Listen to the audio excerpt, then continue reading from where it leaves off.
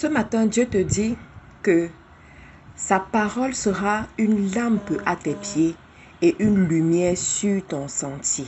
Je veux vraiment que tu penses à cette parole aujourd'hui, le 22 décembre que nous sommes.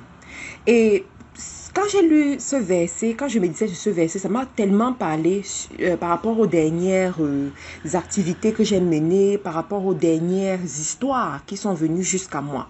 Et je veux vraiment attirer l'attention des femmes aujourd'hui. Femmes, Dieu te recommande de veiller et de prier. S'il te plaît, s'il y a une chose que tu vas apprendre à faire durant cette saison, c'est de veiller et de prier. Une femme qui dort, c'est une femme qui lapide sa destinée. Une femme qui dort, c'est une femme qui va détruire sa maison. Une femme qui dort, c'est une femme qui laisse l'ennemi venir foutre la pagaille dans sa maison. J'aimerais t'attirer ton attention, tu dois veiller et prier. Alors pourquoi je te dis ça? Il y a des histoires qui sont venues à moi ces derniers temps qui ont attiré mon attention sur la capacité d'une femme à prier. Dernièrement, j'ai eu à discuter avec un multimillionnaire en monnaie étrangère. On ne parle pas ici du franc CFA. Une personne qui est franchement riche. Mais cette personne me fait comprendre que au niveau de la famille, ça ne va pas. Au niveau de la famille, ça ne va pas au point où il va se séparer avec sa conjointe. Et je lui demande que pourquoi il dit que c'est incompatibilité. Juste incompatibilité. Je lui demande que mais attends. Et vous avez passé du temps ensemble, vous avez des enfants, mais vous vous séparez juste comme ça, incompatibilité. Tu lui reproches quelque chose? Non, pas vraiment. C'est juste que je ne m'y sens plus. Et au fur et à mesure que je pose des questions, je me rends compte qu'en fait, c'est le diable qui est en train de se jouer dans la tête du monsieur. C'est le diable qui est en train de gâter cette famille. C'est le diable qui est en train de venir s'aimer la pagaille dans cette famille. Et je me suis demandé que, mais est-ce que cette femme est au courant même de ce qui se passe dans sa maison? Est-ce que cette femme va juste croiser les bras et laisser l'ennemi détruire sa famille comme ça là? La rendre, c'est-à-dire la renvoyer à la case départ. Tu as construit ta vie avec quelqu'un. Tu as passé du temps avec lui. Vous avez des enfants. On vous connaît dans la contrée comme une famille modèle. Vous êtes à l'abri du besoin. Je vous ai dit multimillionnaire en monnaie étrangère. On vous connaît. C'est-à-dire que vous ne manquez de rien. Vous avez même des hélicoptères. Mais voilà comment l'ennemi est en train de gâter ta maison. J'ai dit, mes sœurs, quand la Bible te dit de veiller et de prier, ce n'est pas pour rien. La Bible te dit que la parole de Dieu sera une lampe à tes pieds et une lumière sur ton sentier. Mais vous savez quoi? Quand j'ai aussi suivi cette histoire, je me suis dit, waouh, si la parole de Dieu était effectivement cette parole, était effectivement cette lampe à ses pieds et une lumière sur son sentier, je suis sûr que ce monsieur ne prendrait pas ce genre de décision. Il ne serait pas à l'aise à prendre ce genre de décision. Vous savez, mes sœurs, quand la Bible te recommande d'épouser un homme qui craint Dieu, un homme qui connaît au moins Dieu et qui craint Dieu, c'est très important. C'est pour éviter ce genre de situation. Parce qu'un homme qui ne craint pas Dieu, qui ne cherche pas Dieu, la parole de Dieu n'est pas une lumière à ses pieds et une lampe sur son sentier. Il ne prend pas ses décisions en ayant peur de la parole de Dieu. Deuxième histoire que je veux vous raconter ici.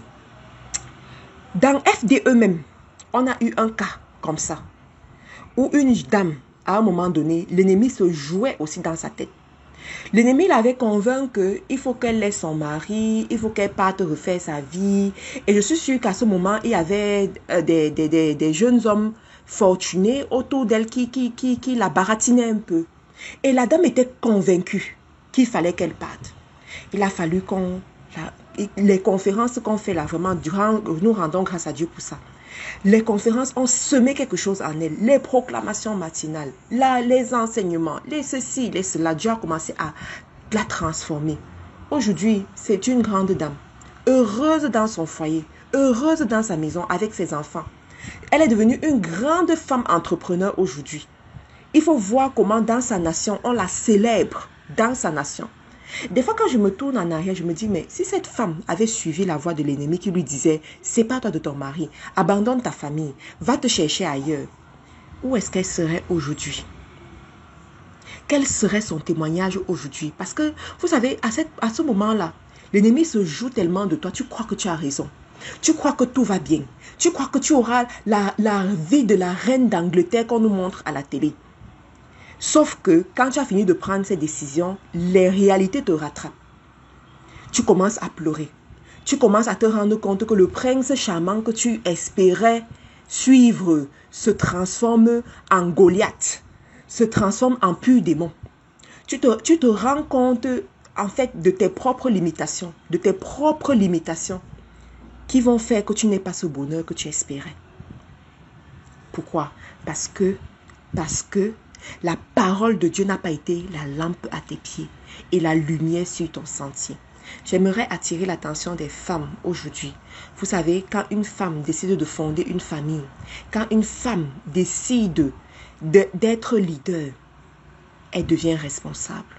Et la responsabilité, c'est aussi dans la prière, mes soeurs. Lorsque l'ennemi détruit toujours tout ce qui est bien. Et aujourd'hui, l'ennemi fait tout pour détruire les familles. Lorsque l'ennemi sait que d'une famille sortira des grandes personnes, des Martin Luther, des gens qui vont révolutionner leur génération, l'ennemi fait tout pour s'aimer la zizanie dans cette famille.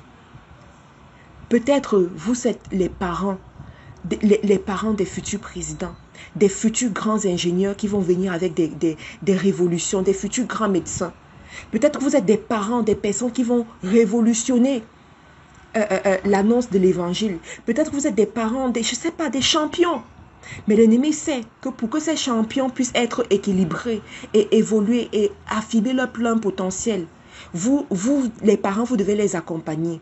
Mais comme il ne veut pas que ça puisse arriver, il va vous détruire. Comme il ne veut pas que ça puisse arriver, il va vous séparer. Comme il ne veut pas que ça puisse arriver, il va semer la zizanie entre vous. Et comme vous-même, vous n'avez pas la parole de Dieu comme la lampe à vos pieds, vous allez tomber dans le piège. Vous allez tomber dans le piège. Vous savez, pour qu'un couple réussisse, il faut une personne qui se tient à la brèche. Quand il y a cette personne qui se tient à la brèche, l'ennemi ne peut rien faire. Quand il y a cette personne qui prend la décision que ma maison et moi nous servirons l'Éternel, ma maison et moi nous arriverons jusqu'au bord. Notre cas est différent. Je vous assure, l'ennemi ne peut rien vous faire. Mais quand vous deux, vous êtes des paresseux spirituels, quand vous deux, vous vous laissez conduire par le vent, quand vous deux, vous vous laissez subir, vous n'aurez que vos yeux pour pleurer. Je ne peux pas compter le nombre de couples que 20 ans après, ils sont revenus dire « Oh, mon Dieu, je n'aurais pas dû faire cette erreur. Oh, je regrette. Oh, je regrette. Oh, je regrette. » Le premier quand même dont je vous parle, je ne vais pas juste rentrer dans trop de détails. Mais faites attention. Faites attention. Faites très attention. Aujourd'hui, mon téléphone sonne 3 fois par jour, chaque jour. La première fois, c'est la sonnerie, l'alarme que j'ai mis pour prier pour mon mari. Parce que l'amour ne suffit pas. La bienveillance ne suffit pas. Tu as besoin de la protection divine. Tu as besoin que Dieu protège son cœur. Que Dieu l'éloigne de la femme étrangère. Parce que ça, ce sont les luttes des leaders.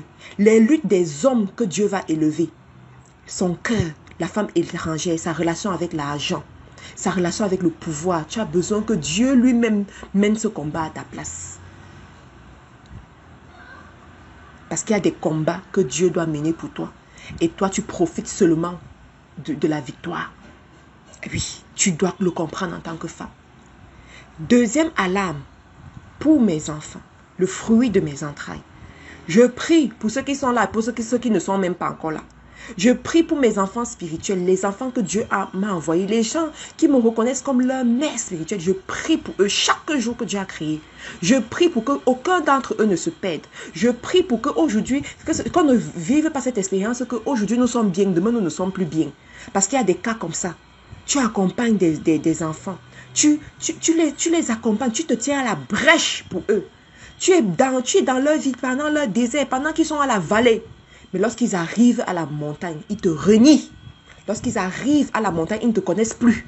Lorsqu'ils arrivent à la montagne, ils t'accusent de tous les maux. Ce ne sera pas ton partage. Oh. Ce ne sera pas mon partage non plus. Mais je prie pour ça, chaque jour. Troisième alarme pour mes activités, pour mes business. La Bible me dit que Dieu a mis une haie de protection sur mon patrimoine. Ça veut dire que tout ce que j'ai est protégé. Tout ce que je mets ma main à toucher est béni. Ça s'accroît, ça se multiplie. Pour ça, je prie.